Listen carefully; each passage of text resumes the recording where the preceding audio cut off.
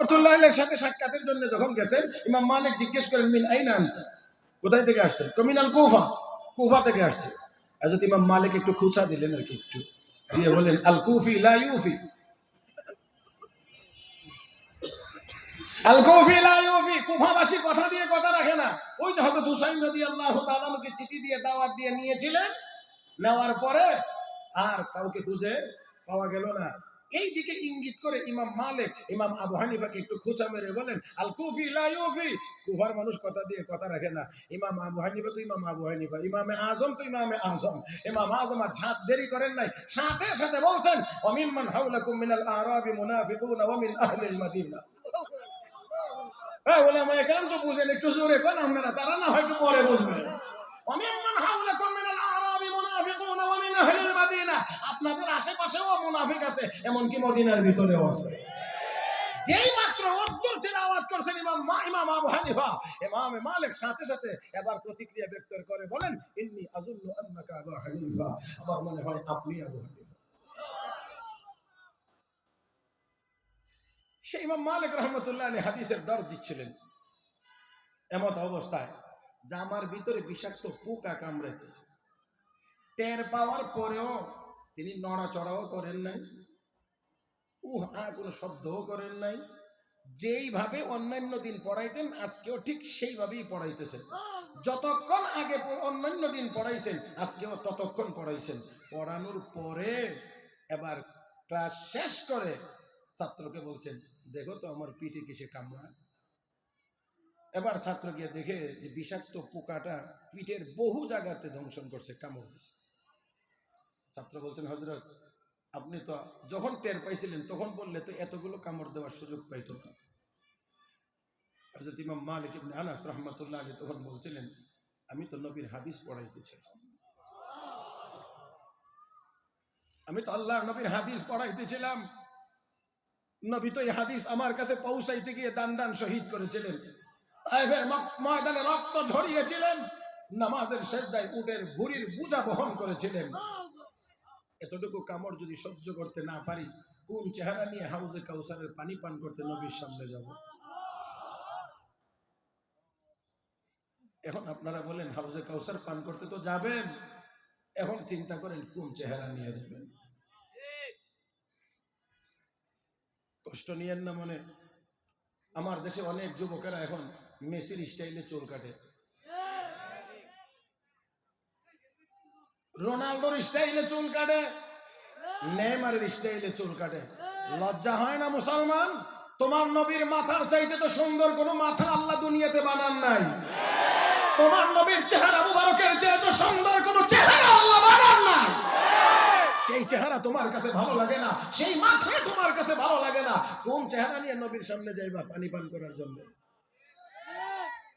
সেই দিন যদি আমার নবী কয় তুই তো রোনাল্ডোর দলের, তুই তো নেইমারের দলের, তুই মেসির দলের, ওইখানে যা, তখন কি হবে? উলামায়ে কেরাম এখানে আছেন, আমার আপনার নবীর উপর এসে শুধু নবুয়ত খতম না, আমার আপনার নবীর উপর এসে শুধু নবুয়ত খতম হয় নাই, আমার আপনার নবীর উপর এসে হুসন জামাল তথা সৌন্দর্য খতম। মানে আমার নবীর চেয়ে সুন্দর কোনো মানুষ আল্লাহ দুনিয়াতে পাঠান নাই, আর কোনোদিন পাঠাইবেন না।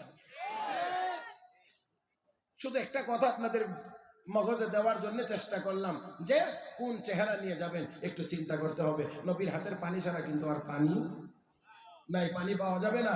আল্লাহর নবী রাহমাতুল লিল আলামিন নবী মুহাম্মদুর রাসূলুল্লাহ সাল্লাল্লাহু আলাইহি ওয়াসাল্লাম পানি পান করাবেন। আবার সাথে কাহারো ব্যাপারে আমার নবী কিন্তু এটাও বলবেন সোহকান লিমান গায়্যারা বাদি, আমার নবী কিন্তু কাউকে তাড়িয়েও দিবেন। আপনারা কি ওই দলে পড়তে চান না পানি পান করার দলে পড়তে চান?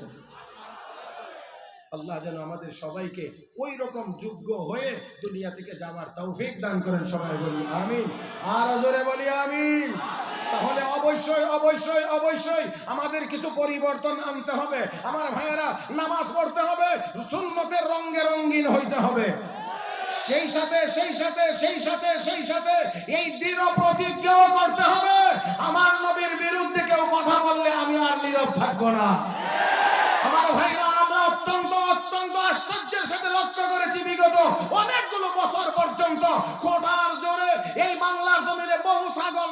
করেছে, আমার নবীর বিরুদ্ধে কলম ধরেছে, ইসলামের বিরুদ্ধে কলম ধরেছে, আল্লাহর বিরুদ্ধে কলম ধরেছে, মসজিদ মাদ্রাসার বিরুদ্ধে কলম ধরেছে।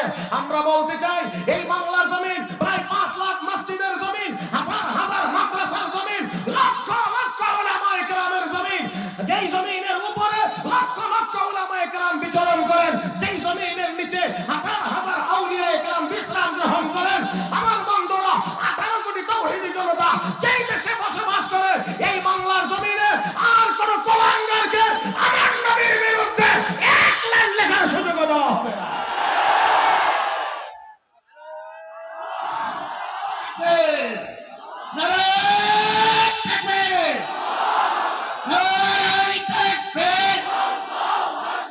ইসলামের শত্রুরা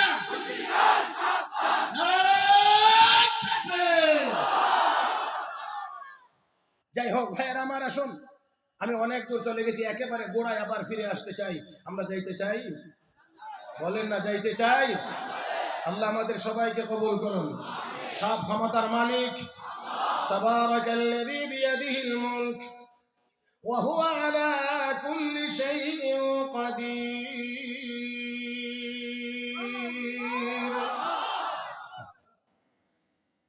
এই কোরআন আল্লাহরই কালাম রেখা কেমনে গানের পিছনে শুধু দৌড়। এত মজার কোরআন, এত মজার, এত মজার, এত মজার। আলহামদুলিল্লাহ সুম্মা আলহামদুলিল্লাহ। আমি তো এমনি একটু তেলাওয়াত বেশিই করি বয়ানের ভিতরে, তারপরেও বহু জায়গাতে বয়ান শেষ করার পরে আবার আল্লাহর কিছু আশেক বান্দারা কয় হুজুর আরো কত তেলাওয়াত। হ্যাঁ, তাহলে বোঝা যায় কোরআনের তেলাওয়াতের ভিতরে স্বাদ বা মজা নাই, গানের চেয়ে একটু কম। তাহলে কোনটা রাখবো, কোনটা ছাড়বো? হ্যাঁ হ্যাঁ হ্যাঁ, গান নয়, গান নয়, গান নয়, গান নয়, কি কি কি কি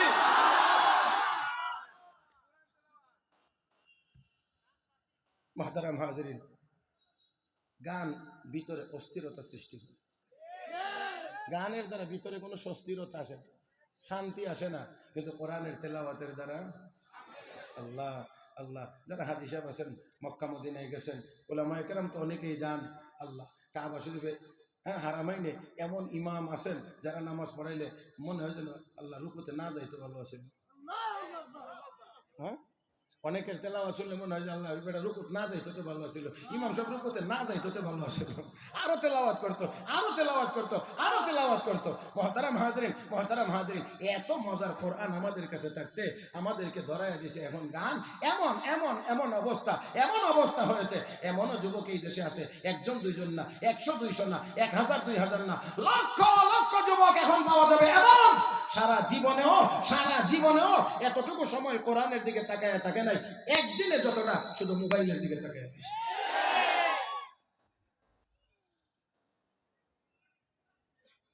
আল্লাহ, তুমি আমাদের সবাইকে কোরআন পড়বার তৌফিক দাও।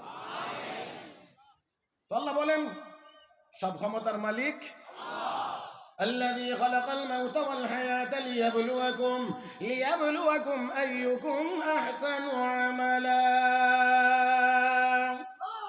তিনি আল্লাহ, যিনি হায়াত মওত সৃষ্টি করেছেন, মওত এবং হায়াত সৃষ্টি করেছেন কেন? লিয়াবলুয়াকুম আইয়ুকুম আহসানু আমালা। আল্লাহ পরীক্ষা করতে চান কে তোমরা বেশি সুন্দর আমল করো, কে বেশি সুন্দর আমল করো। ও বন্ধুরা, ভালো করে খেয়াল করে শুনতে হবে। মুফাসসিরিন কেরাম লেখেন, আল্লাহ রাব্বুল আলামিন এখানে বলেন নাই আকসারু আমালা, লিয়াবলুয়াকুম আইয়ুকুম আকসারু আমালা, কে বেশি আমল করো। আমার আল্লাহ সেটা দেখবেন না, আল্লাহ দেখবেন আইয়ুকুম আহসানু আমালা, কে বেশি সুন্দর আমল করো। যার আমল বেশি সুন্দর, হাসরের ময়দানে তার আমলের ওজন বেশি। জোরে কোন, জোরে কোন, জোরে কোন। হ্যাঁ, এই জন্য খেয়াল করে দেখেন আমার ভাইয়েরা, আমার বন্ধুরা, এবার আসুন, আমল কিসের মাধ্যমে সুন্দর হবে? যত জিনিসের মাধ্যমে আমল সুন্দর হবে, এর মধ্যে অন্যতম একটা হলো ইখলাসের পরিমাণ যত বেশি হবে, আমল তত বেশি সুন্দর হবে।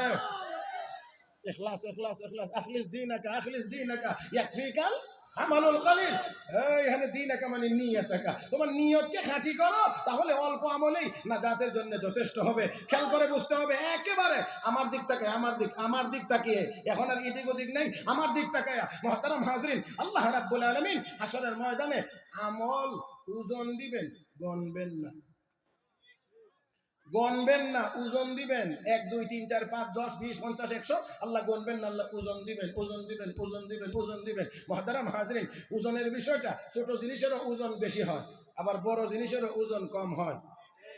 তুলার বস্তা এত বড়, মাপলে 5 কেজি 10 কেজি, হ্যাঁ, আর সিমেন্টের বস্তা 70, কিন্তু ওইটা পাল্লা দিলে কথা কয় না, কয় কেজি? 50 কেজি। তাহলে দেখেন তো, সাইজে ছোট কিন্তু ওজন বেশি। আমার ভাইয়েরা, তাহলে দুনিয়াতেও অনেক মানুষের আমল হবে অনেক বড়, কিন্তু হাসরের মাঠে তুলার বস্তার মতো হালকা। আবার অনেকের আমল হবে ছোট, কিন্তু আমলের ওজন হবে বেশি। এই জন্য আল্লাহ ওজন দিবেন, ওজন দিবেন। তো দুনিয়ার জীবনে ইখলাসের পরিমাণ হবে যত বেশি, ইখলাসের পরিমাণ হবে যত বেশি, আমল সুন্দর হবে তত বেশি, হাসরের ময়দানে ওজনও হবে তত বেশি। এই আমার ভাইয়েরা, এই জন্য লক্ষ্য করে দেখেন, ইমাম বুখারী রহমতুল্লাহ আলাইহি বুখারী শরীফ শুরু করেছেন নিয়তের হাদিস দিয়া। আল্লাহ, মেরা মনে হয় নাই মাঠে। ইমাম বুখারী রহমতুল্লাহ আলাইহি বুখারী শরীফ শুরু করেছেন নিয়তের হাদিস দিয়া, যে হাদিস আমি খুতবায় পাঠ করেছি। নিয়তের হাদিস দিয়া, মানে আমল তো করবা, দুনিয়ার জীবন আমলের জীবন, তো আমল করবার আগে নিয়তটা ঠিক করে নাও। আর ইমাম বুখারী শরীফ শেষ করেছেন আমলের ওজনের হাদিস দিয়ে। হ্যাঁ, নিয়তের হাদিস দিয়া বুখারী শুরু, আর আমলের ওজনের হাদিস দিয়া বুখারী। আমরা তো অনেক বুখারী শরীফের খতম অনুষ্ঠানে যান, গিয়ে শুনেন না? باب قول الله ونضع الموازين القسط ليوم القيامة وأن أعمال بني آدم وقولهم يوزن. وقال مجاهد القسطاس والعدل بالرومية، ويقال القسط مصدر المقسط وهو العادل، وأما القاسط وهو الجائر.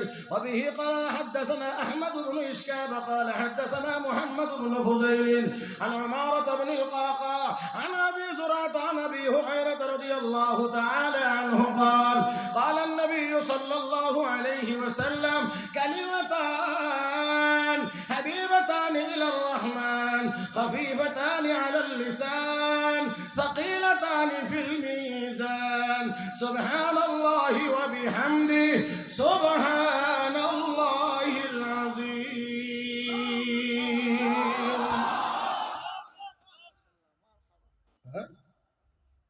নিয়তের হাদিস দিয়া কিতাব শুরু, ওজনের হাদিস দিয়া। তার মানে হইল দুনিয়াতে নিয়ত ঠিক করে আমল করো, কিয়ামতের দিন ওজন বেশি পাইবা।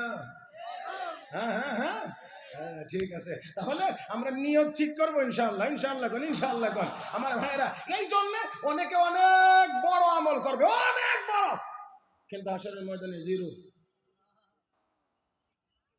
আর অনেকে আমল করবে ছোট, কিন্তু হাশরের ময়দানে হিরো। অনেক ওজন অনেক বেশি। ইখলাস যত বেশি হবে, আমল তত বেশি সুন্দর হবে, তত বেশি ওজনও হবে। মুহতারাম হাজিরিন, এই জন্য আল্লাহ কয়, হ্যাঁ আমাদের আমল কিন্তু ওজন দেওয়া হবে। আমার ভাইয়েরা, ওজনে যারটা সওয়াবের পাল্লা ভারী হবে, তার ঠিকানা কোথায়? আমার ভাইয়েরা, তাহলে আসুন আমরা এখানে একটা কথা নিয়ে একটু আলোচনা করতে চাই। তা হলো এই, আল্লাহ রাব্বুল আলামিন বান্দার আমল দেখবেন, কার আমলটা বেশি সুন্দর হয়, আর সুন্দর হবে ইখলাসের কারণে। কথা কয় না? আর যদি নিয়ত ভালো না থাকে, যেমন আমাদের অনেক আমল আছে কিন্তু এই আমলের নিয়ত ভালো না, আমাদের অনেক আমল আছে কিন্তু এই আমলের নিয়ত ভালো না, পাবলিকরে দেখানি, অমুকরে দেখানি, তমুকরে দেখানি, হে আমারে কইতো। কথা বুঝেন নাই মনে হয়? হ্যাঁ, অনেক কায়দা কৌশল করে। আমার এক উস্তাদ একদিন বলছিলেন, এক লোক সকালবেলা রাস্তায় গিয়ে দাঁড়ায় বলতে আছে, আজকে তো এই রাস্তা দিয়া, এই নদী দিয়া যে বিশাল বড় একটা লঞ্চ গেছে রাত্র 2:30টার সময়। নদীর বারবারই আর কি, এত বিশাল বড় একটা লঞ্চ, এই নদী দিয়ে তো এত বড় লঞ্চ আসে না। কথা আপনি কেমনে দেখলেন? বাতিজা তাহাজ্জুদের লেগেছে, বুঝছেন না আপনারা? জি। হ্যাঁ, এই জন্য এরকম বড় বড় আমলওয়ালার কথা হাদিসে আসছে। আল্লাহ নবী তাদের ব্যাপারে বলছেন যে তারা হাশরের ময়দানে কোন অবস্থার সম্মুখীন হবে। আমি লম্বা এক হাদিস আপনাদেরকে পড়ে শোনাইতে পারি যদি আপনারা বলেন ইনশাআল্লাহ।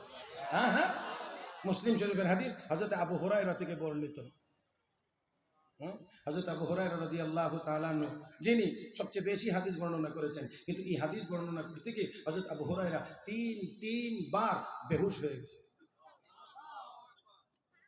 হাদিসের মর্ম অনুধাবন করতে পেরে তিনবার বেহুশ হয়ে গেছে। عن ابي هريره رضي الله تعالى عنه قال قال رسول الله صلى الله عليه وسلم ان اول الناس يقضى عليه يوم القيامه رجل استشهد فاتي به فعرفه نعمه فعرفها قال فما عملت فيها قال قاتلت فيك حتى استشهدت قال كذبت ولكنك قاتلتني ان يقال هو جريء فقد قيل ثم امر به فسحب على وجهه حتى القي في النار ورجل تعلم العلم وعلمه وقرأ القرآن فأتي به فعرفه نعمه فعرفها قال فما عملت فيها قال تعلمت العلم وعلمته وقرأت فيك القرآن قال كذبت ولكنك تعلمت العلم ليقال هو عالم وقرأت القرآن ليقال هو قارئ فقد قيل ثم أمر به فسحب على وجهه حتى ألقي في النار ورجل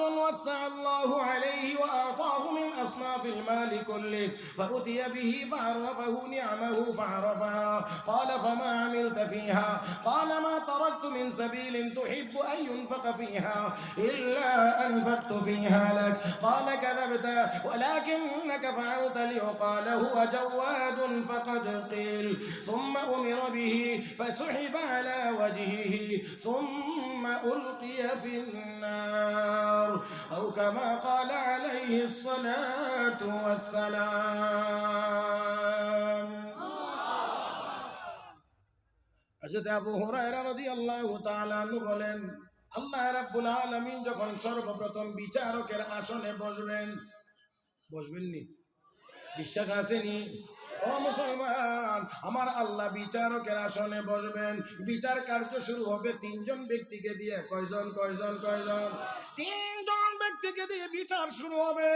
এর ভিতরে একজন হলেন শহীদ, 2 নম্বর একজন আলেম ও কারি, 3 নম্বর একজন দানবীর।